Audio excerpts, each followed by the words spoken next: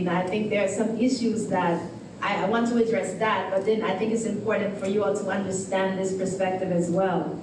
It's 2023, and Filipino movies still have blackface in it. Black people are still the butt of the joke, and a lot of times it's somebody playing blackface with the wig on. In fact, there's a famous comedian who wears this afro wig. I remember, because I do love Filipino movies, they're predictable a lot of times, but I still love it, you know?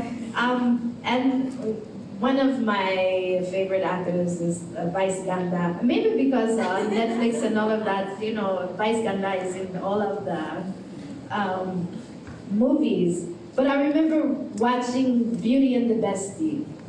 And Vice Ganda also played that beauty queen. And the only difference was that he put on a wig with hair like mine. And everybody was like, oh my God, that's hideous. So I'm like, yeah, but that looks like me, you know? So what is that saying about me? When I watch these movies, as I've watched over time, that actors, the lead actors, are becoming more and more half-white. Not even like what we see in this room. There's a glorification of this half-whiteness. You know, even in our families and kasama, sometimes we hear people say, oh, like two half-white people, oh, if you only go to the Philippines, you will be so popular, you will be so famous, only for being half-white. What is that? Is that not anti-Asian? Is that not anti-Filipinx? Like, we have to really shift not just our mentalities, but shift this energy that glorifies so much what we are not. Because you look around, this room is beautiful. So many different shades, so many different things. I look for the day when an Aita is playing themselves, but not as some sort of specimen. Oh, we reached the Aita village, and these are the primitive people. Like, I don't want to see that. Like, when can they be the romance lead? When can they be the doctor or the business owner? Like, the Philippines has so many, like you mentioned, over 104 different ethnic groups that are there in the Philippines. Let's see more diversity. Let's see a reflection of what we are. Because combating some of this anti-Asianness comes from healing ourselves from within. We have a lot to unpack amongst Filipinos. Like, how can we decolonize the rest of it if we approach it with colonization already so pervasive in the way that we are now? My father is from Zamboanga. My mother was born in the States, Afro-Latina, Puerto Rican. My parents tried to raise us as humans, and it didn't work. We moved to the South. I'm originally from New York. We moved to the Southeast United States. In North Carolina, at a time when there were not a lot of Filipinos. My father also grew up isolated from his family because he was separated. It has to do with the war. Who was permitted to immigrate, who wasn't. My grandfather died when he was young, so he grew up by himself. He grew up in New York, and without him saying, I feel like he had an identity struggle, kind of like what you were talking about, and he found most community among Black people, so he identifies as Black to this day. He raised us to be human, but once my parents saw the issue with that, they told us we were just Black. What he didn't know is that as I was navigating the world as just Black, that also caused issues because there were spaces that I would go in and people would tell me I'm not Black either. So it's like, you don't belong to anybody. Like, you're just in this world and everybody tells you that you are not part of them. So to keep us involved, even with our identity now as Black, my father would take us, we became part of the Filipino Association. We would go to the events, and the people were so mean to me. It was so hurtful, and in my young mind, I figured out why. It was because I didn't have Maria Clara. Because every time we went to the events, all the Filipinos were wearing Maria Clara, so I said, if I just get one of those butterfly dresses, they will know I'm Filipina then. So a lot of my life, part of my dream, like I just released an album called Ugad Filipino. And the first song is Ugad Filipino. And in the chorus, I talk about, I come from butterfly sleeves, Maria Clara. The people so kind is just like a superpower, right? So still in my mind, in my grown mind, I'm feeling like, oh, this is part of our Filipino identity until I understand better where this Maria Clara came from, where these butterfly sleeves came from. And then it makes me understand how that is also part of the rejection too. So my construction of self has changed over time. Being Filipina has been traumatic, it has been hurtful, it has been such that it's not just rejection. It's when you're so proud and love your roots so much, and people look at you in the face and say, no, you're not. You're not Filipina. You're not. And it's done in such a vile, nasty way that it just made me say, well, forget it. I'm not part of you. I don't want to be Filipina. I don't want to be affiliated. I don't want to be associated. I started putting the accent on my last name, Alarcón, and I started identifying just as Puerto Rican. Nobody questioned me when I'm Puerto Rican. My first film is called Latinegras, and I went to Puerto Rico to see if that's what my true identity was, because I was seeking where is home, because I didn't feel home anywhere. The United States was not home. I felt like an alien everywhere. I felt like I didn't belong, even in my family. So it hurts. It's a deep hurt. It's not just, you know, you hurt my feelings. No, you hurt my spirit. You hurt my soul. And this is what I have been living with for most of my life. It has not been easy. But I have to speak to you on a different level, you know? Because it wasn't just about a historical search or even a blood search. We are spiritual people. And for me, I had a dream. And it was so funny, one statement. It was one situation that happened to me that completely shifted my life. I had a dream about my grandfather, and I kept seeing all these stingrays. I mean, because of time, I won't be able to tell you the whole story. But my ancestors led me back, dragging my feet because I didn't want to identify as Filipino, but they made me. And some of you will understand this, some of you won't. And that's all right. But it is truly the ancestors who brought me back here. And when I listened to them and followed that path, everything in my life came in sync. I found my grandfather, because remember I said we were separated. I found my family from the Philippines. I went to visit them for 1 week and ended up staying with them for 1 year. And when I got with them, everything about me started making sense. It has nothing to do with color. It has nothing to do with what you look like. Your spirit vibrates off of a particular energy. And when I was with them, who I was or who I am in this world, it started making sense. You know, so I went back with my family, and that was a very magical experience. And ever since I started identifying with my roots, ever since I started identifying as Filipina, the most amazing thing has happened, just like how I ended up here. This was not planned. I was not originally on this program, but it's the ancestors who put us where we're supposed to be, when we're supposed to be there. I also, in addition to finding Afro-Filipina, I'm starting to use the term magandang itim. We have magandang morena. Yeah, thank you. Because, and this is not to take away from the movement of magandang morenas. You know, I think what Asia Jackson did is very important.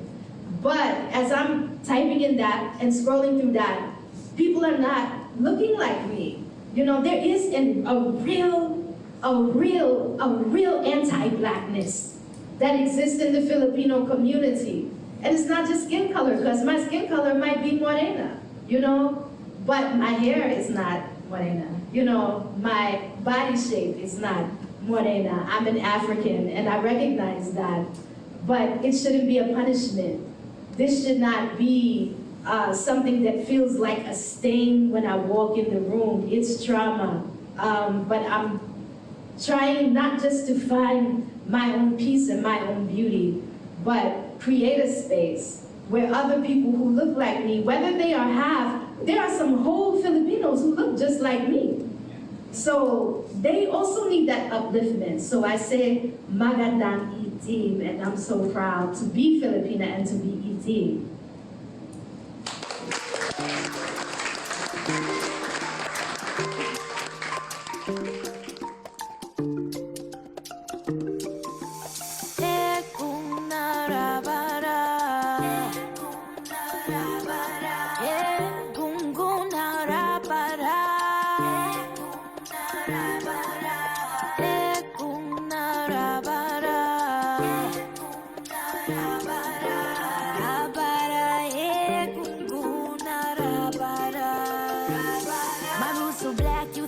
They had an affair with the sun. My roots so deep that when I speak, you hear my ancestors hum.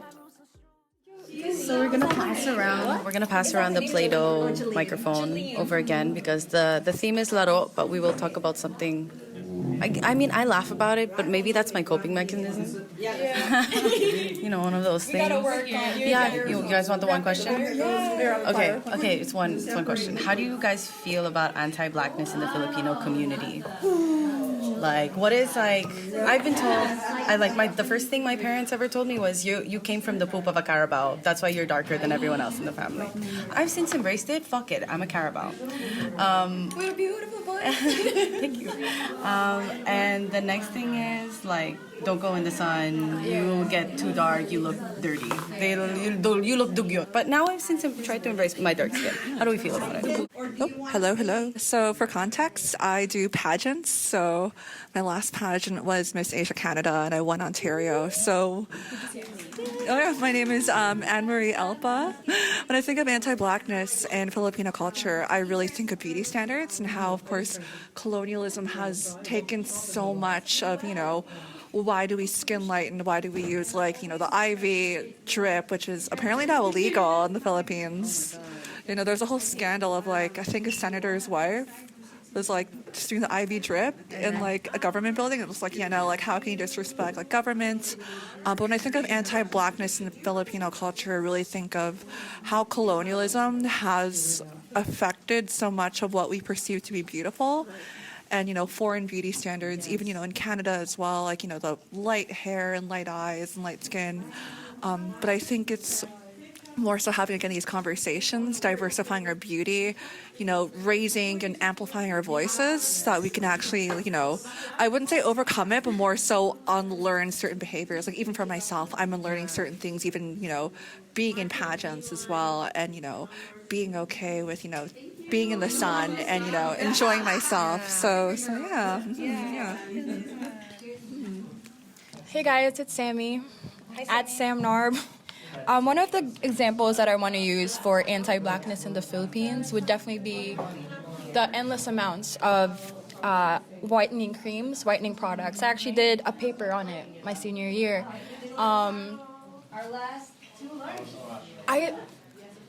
Coming from personal experience, I actually grew up in New York. Everybody wants to be tan. In the summer, you gotta be tan as possible. That's how they know that you got a house in the Hamptons. So it was such a culture shock when I went home when I was 16. And even, here's an example. Half white celebrities that are famous in the Philippines are promoting whitening creams. And at the age of 16, I kept asking myself, even at the age of 18, what can we do? Because money, Filipinos, we all have to make money. It's a source of livelihood. But how do we change the perception, especially to young girls right now, especially on TikTok? I know TikTok varies for each demographic, but I can only imagine TikTok Philippines with rampant whitening creams. You need this. Whitening serums. Or gluta. Gluta, exactly. Exactly. It's so unnatural. That's the biggest thing about it, right? Hello, I'm Romili. Just want to add to that. So, again, I think it's about this rethinking our identity and like re-engaging with our identity. Like there's always this this idea of like, oh, be happy with who you are, but then also the constant marketing of, like you said, whitening products or things to discourage you from actually appreciating what you are and who you are. Yeah.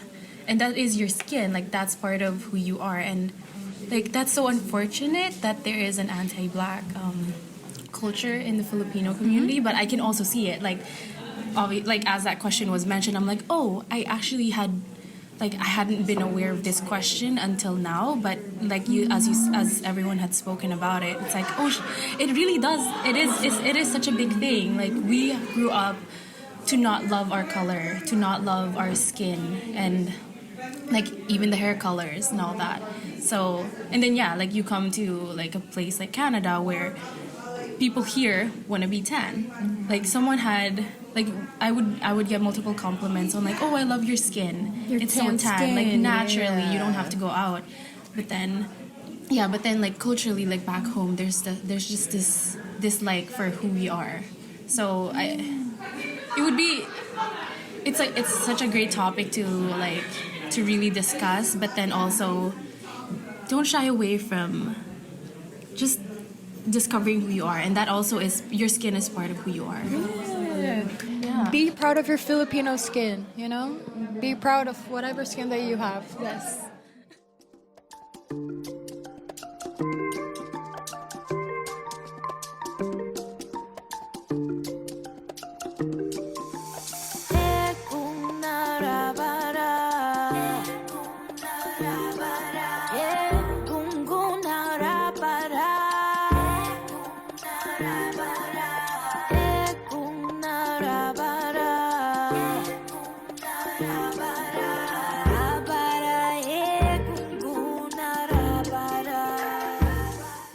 The biggest lie in Philippine history is that the Aita, or Black indigenous people of the Philippines, were the first humans to arrive there. What's going on, people? It seems like the internet is really popping right now. So, because of that, I want to play this video and talk about what I really think about it. Now, bear in mind, I'm still learning a lot about Filipinx or Filipina history. So I want to make that disclaimer first, that I don't claim that I know anything or everything about it. Let's get into it. 30,000 years ago as the first modern humans. Humans have been in the Philippines for about 709,000 years. Okay. If the Black indigenous people of the Philippines arrived 40,000 years ago and ancient humans were on Luzon 709,000 years ago, how can the Black indigenous people of the Philippines be first? Okay, let's start with this. One of the reasons why I take issue with this video and even this post is not because what they're saying may or may not be true. I'm not here to dispute that. I'm on the journey to do research, but my background is research. I have a research degree from Cornell University. So I'm not just talking to you as somebody on social media. I'm somebody who has written books that I had to do research on. So the first issue with this is that, to me, hearing the way that they phrase things begins with the premise of anti-Blackness. See, I even hit my microphone on that. It begins with the premise of anti-Blackness. And the reason why I say that is because they keep emphasizing this phrase, the Black indigenous. Or Black indigenous people. Yet when they refer to all other people, nobody else is referred to by their color. Humans and Homo luzonesis, Homo sapiens, ancient human. Why is it so important to distinguish Blackness? Some say Homo luzonesis, the 4 foot, no inches tall ancient human discovered on Luzon, Ancient could human. be the ancestor of the Black indigenous people of the Philippines, Black since they are both indigenous diminutive, and Homo luzonesis existed on Luzon about the same time Homo sapiens arrived. Just a little question, because they talk about Homo sapiens. This is like Darwin's structure of the evolution of humans, Homo habilis, Homo erectus, Homo sapiens, etc. My question is, if all human beings came out of Africa and these people predated early human beings, then what color were these people? Unless Africans started as white and then as whiteness mixed with other darker communities, I don't know. How do you get black from white? I was gonna try to make it make sense, but I can't make it make sense. Let's keep watching. There's disputed evidence that 6-foot tall Homo erectus Who molded this? Anyway. Survived less than 50,000 years ago in Taiwan, the Philippines, and on the Indonesian island of Sulawesi. I have seen the early pictures of people from Taiwan, of people from Japan, of people from throughout the Asian diaspora. And they all, I was going to say they all look like me. All right, let's keep watching.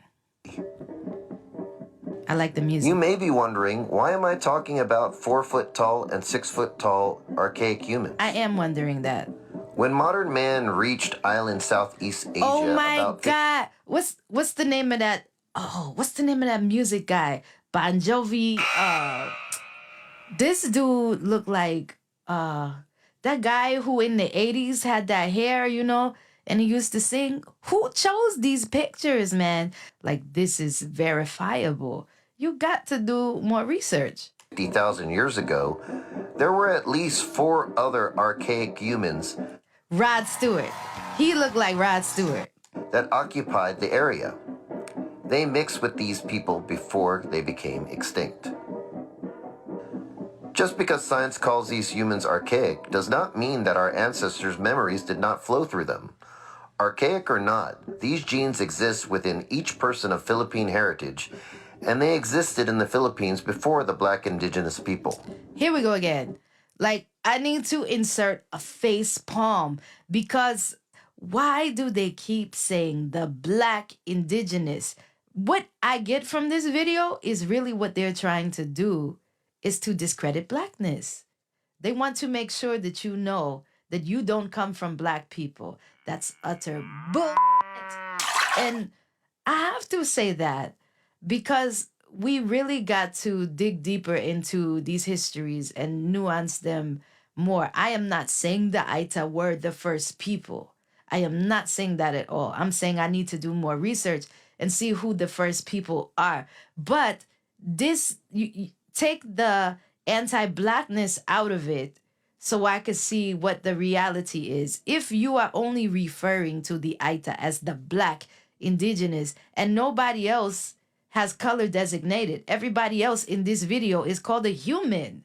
Are you telling me that the Aitas are not human too? Like, what kind of thing is this? This is what I mean by colonial histories. We really have to decolonize and look at how we look at history. How do we know this? The genetics of Neanderthal, Denisovan, and 2 other undiscovered archaic humans were found in our DNA.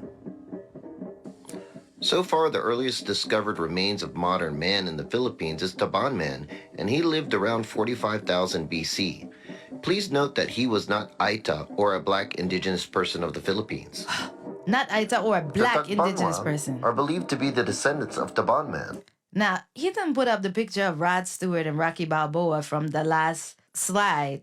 And then he put up somebody who looks like my brother. Like, legit, this dude looks just like my actual brother. So I'm still not understanding, how do we go from Rod Stewart to this? They're trying to discredit Black people and say that we don't come from Black people, but this man is, beautiful Black. This is a member of that tribe. That's why I say magandang itim, because being morena is not enough. In skin color, I might be, I'm talking about complexion. In complexion, I might be morena, but in terms of how I'm perceived by this world, it is not my morena-ness that people are offended by. It is my Blackness. And I think that is the issue that people are having with the Aitas being original. This is why I want to do the research for myself, find the answers for myself. Because are you telling me Aitas are not original because they're really not original? I can accept that. I can definitely accept that and learn more about that history. So I really get the answer of where do we come from. But on the other hand, if you don't want them to be the original people, because that means that you, as somebody who is anti-Black, came from somebody Black, it's a bit of a contradiction, isn't it? It means that you hate yourself. And maybe that's what you hate about me. That's what, I don't mean you in particular, whoever may be watching this, but maybe that's what's so offensive about me. Because you see my face and I look more like the Aita people, the original people, than some of the people who tell me I don't look Filipina. I don't know. Let's continue to dig into history, but let's not just accept everything that we see for face value. Again, I'm not just coming to you as somebody trying to be an influencer. I'm an educated Afro-Filipina woman who studied at Cornell, also studied at the University of Cambridge in the UK. But the truth is the truth, and I'm here to uncover it. So this is Afro-Filipina. Magandang itim. This is why we need it. Because our culture and world history is so anti-Black. Now y'all know you lying. Oh, Afro-Filipina, you know they be lying. Through the fire, morning and proud, beautifully themed. It's just an ordinary day in the life of this queen. It's just an ordinary day in the life of this queen. It's just an ordinary day. Never forget who you are. What's up, familia? I'm coming to you right now to address some of the comments that I got under my post when the girl was saying that she gets confused for being Black a lot of times, and people were saying that she's denying her Blackness. So I made a comment to the effect of, we have to revisit these terms because we're deeper than Black. Who were we before we were Black? So I'm addressing this from two different ways. One, because I'm Afro-Filipina, which means I'm Black and Filipina. I want to address it first from the perspective of being Black, and then I want to get deeper into how this relates definitely to Filipino identity. First of all, one of the reasons why I said that we have to revisit this term Black and ask ourselves, and that we are deeper than that, is because our true identities were stolen from us. We became Black through the transatlantic slave trade. Why? Because before then we had names. You know, we were Fulani, we were Wolof, we were Yoruba, we were Mande. We had our own indigenous names that we carried for generations. But during the transatlantic slave trade, there was a necessity to establish a hierarchy that created superiority over who they deemed inferior. And who was inferior? And this is the reason why this connects to other places in the world. And that is that during that time, it had to be established that what was superior was whiteness. What was inferior was anything that was not white. And it still persists until today. I became Black, universally Black, not just for my own personal pride and identity. We have reclaimed it in pride and personal identity. But that Blackness was also a means of control and domination. That said that, you know, in the United States, they even had the one-drop rule to penalize, to determine that you don't get a seat, you don't get let in, because it had to do with ownership of property and who would have freedom and who would be kept enslaved. So that also wasn't a sense of pride, the one-drop rule. One drop of Black blood makes you Black. No, that one drop makes you Black because that was a tool that was used to oppress Black people around the world. Now, returning back to what happened other places in the world, that same system was repeated all over the world. It was repeated in India. It was repeated in the Philippines. You know, in India, they have the caste system, but they got a caste system in South America too. But they got a caste system in the Philippines too. So I am not saying that there's a problem with being proud to be Black. But me, I want my stolen name back. I want to know if I was Yoruba. I want to know if I was Congolese, you know? And then the same thing on the other side. Like I use the name Afro-Filipina because it is a commonplace for, you know, us to understand. But on the other hand of it, I don't know if I accept this term Filipino because I didn't come from King Felipe. I would feel more like Tagalog because I got roots in Batangas and Bataan, you know? So taking this back to the Philippines, you know, even when I get told I don't look Filipino, I had to pull out my Filipino. Oh, let me take out my Sankis Pinay too. But even when it comes to the Philippines, like it doesn't hurt me when you tell me I don't look Filipino because I don't want to be from King Felipe. You know, we are taking on an identity that praises the one who colonized our ancestors. So if you want to call me something, call me Sambuangueña, call me Tagalog. And these names, they call power to our ancestors. Taga Ilog, Tagalog. You know, we're river people, we're water people. That means that water gives us strength. But what are we saying when we call ourselves Filipino? That King Felipe gives us strength, that we still belong to Spain. In fact, when this word Filipino was first used, our people were not even considered Filipinos. It was to distinguish those Spaniards who were gentrifying our islands. So, you know, there's problems with all of these names. Yes, there are people who deny Blackness, but why do they deny Blackness? That's something that we have to ask. People deny Blackness for the same reason. It goes back to colonialism. Why? Because Blackness was painted as evil. Our indigenous tribes are still painted as evil, are still chased away, are still suppressed, you know? And practicing our traditional practices and spiritualities are considered diabolic, are considered, you know, blasphemous. But why? It was because if you take all these Black and brown people all over the world and you make them believe that the epitome of power, spirituality, of the God that you worship looks like an Italian white guy, because you know, they say Michelangelo, when he painted the Sistine Chapel, that was the first image of what we see as Jesus today, you know, but the region he was from, he would have never looked like that. You know, that's historically known and documented. However, it was also part of this tool, the branding, if you will, of white supremacy.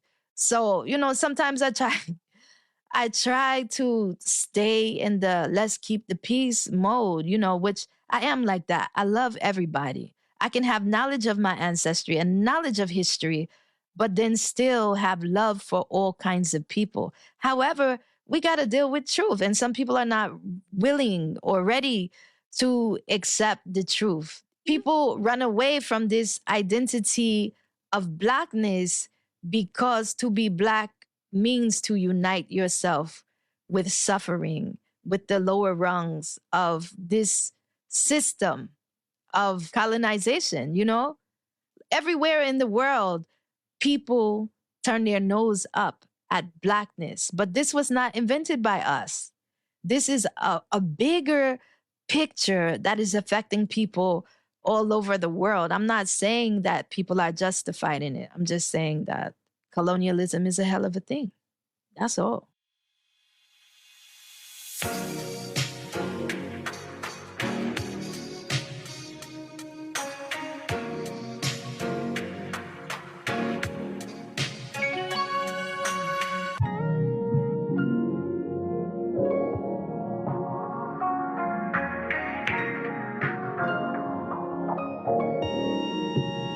If you got it, it ain't a question. Oh, it ain't no room for guessing. No more than emotionally invested. Showing you all my imperfections. Oh, if I let you, don't take me for granted. Yeah, if I'm worth more than you could manage, yeah.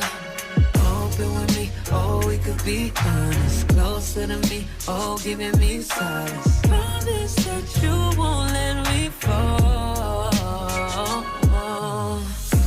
Holding me tight, loving me right, giving me life all night. You could be telling me lies, making me cry, wasting my time the whole time. So just be careful what you take for granted. Yeah. Cause with me, no, you could do damage. You could do damage. You could do damage. Yeah. Worry about it, I'm putting pressure. You'll only cut me if I let you. No, we ain't doing this just for pleasure. Either learn me or I'm a lesson. Going on. If you want me, don't take me for granted. Yeah. If I'm worth more than you could manage, baby. Oh, you're falling for me. Oh, baby, I caught it. Oh, we could be whatever you want, call it. Promise that you won't let me fall. Holding me tight, loving me right, giving me life all night. You could be telling me lies, making me cry, wasting my time the whole time. So just be careful what you take for granted. Yeah. Cause with me, no, you could do damage. You could do damage. You could do damage. Oh, you could do damage. No, you could do damage. Yeah. Oh, you could do damage. Yeah. Do damage. Oh, yeah.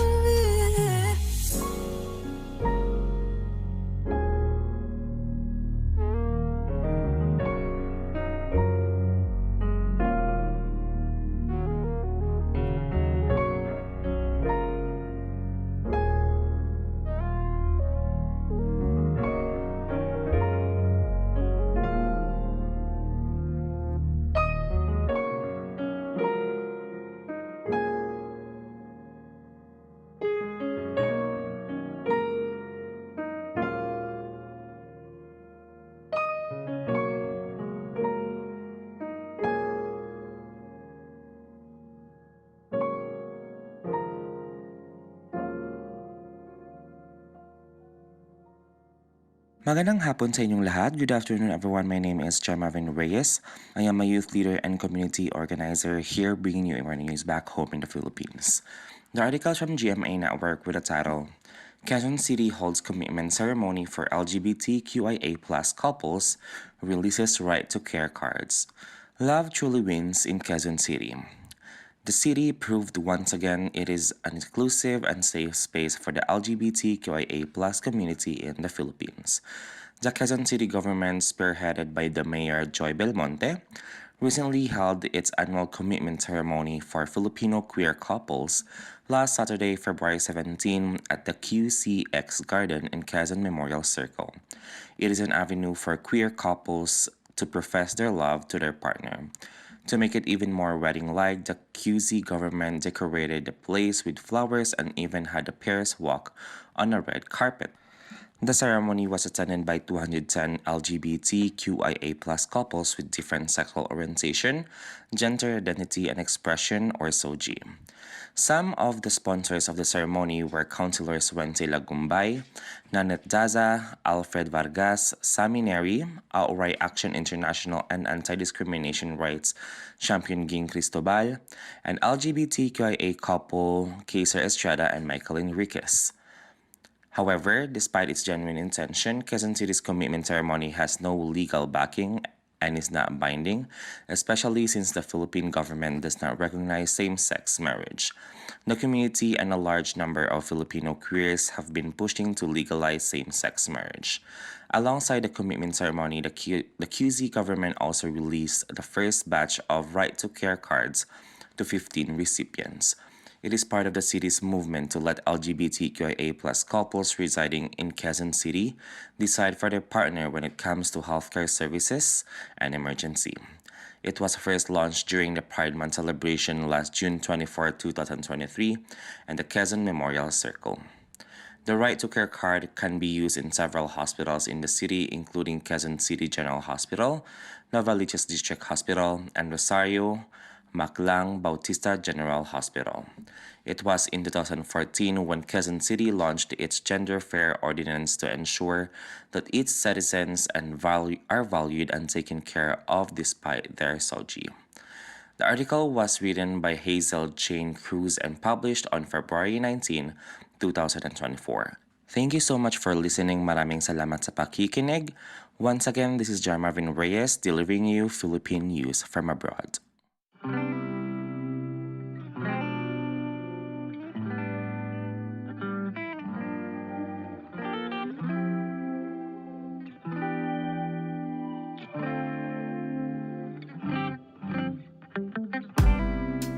I know we'll live this through.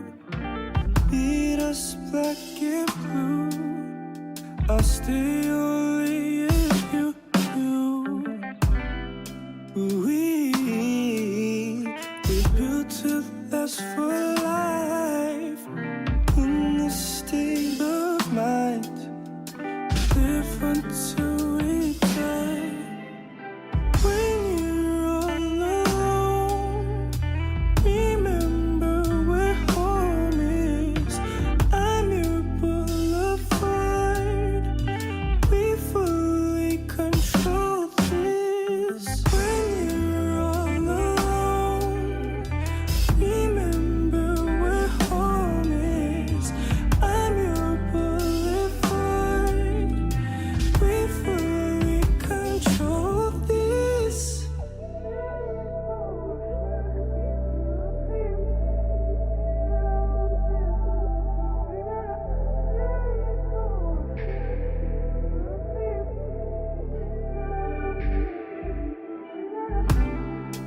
My sights not limited to present me and you. I live in the future. My brain, my heart doesn't use distance as excuse to find something new. When you're all alone, remember where home is. I'm your boulevard. We fully control this. When you're all alone, remember where home is. I'm your boulevard. We fully control this. When you're all alone, remember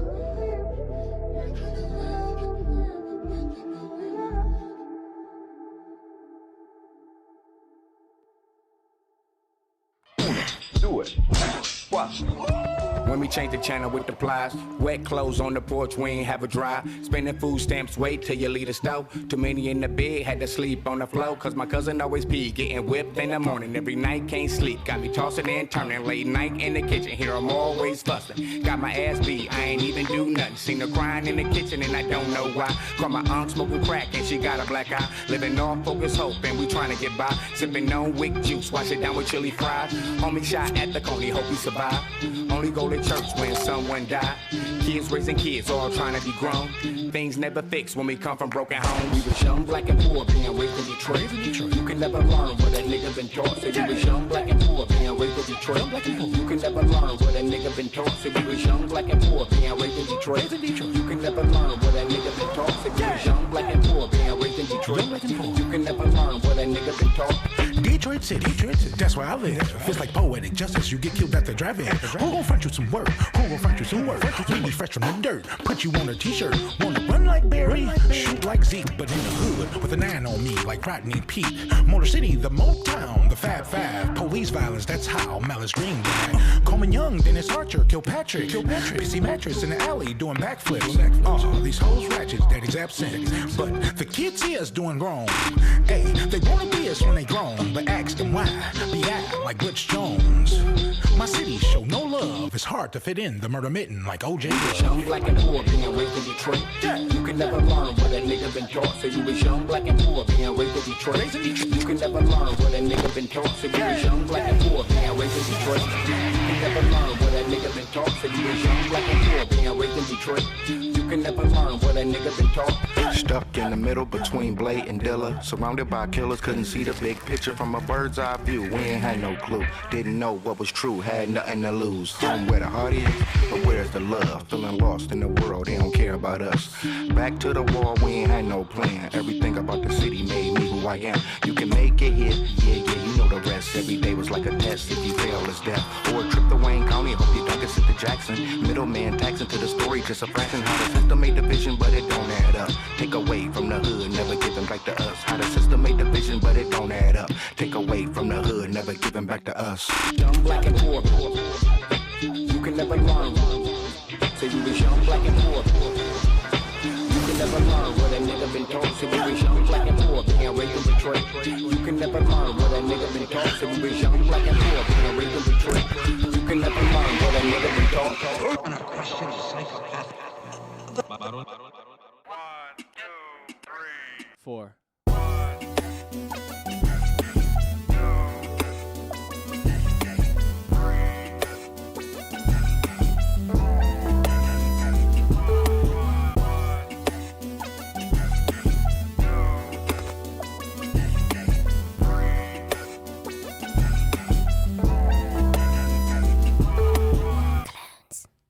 Welcome back from commercial break. This is Fenny Cristo, and you were listening to Radyo Kapwa on 90.3 FM every Wednesday from 2 to 3 p.m. Our team just spent this weekend in Ottawa for Pinoys on Parliament 2024, along with the rest of our Centre Kapwa crew. If you haven't heard of Pinoys on Parliament, also known as POP, it's an annual conference that's been going on for, I think, about 6 years now, and it was first started to help expose Filipino Canadians to politics as a way of getting us more engaged and to help us participate in policy making at different levels, whether through the community or even federally. Centre Kapwa, as we've done previously, we hosted a tambayan room where people could decompress, as that is our general mandate, to promote mental health amongst the Filipinx community.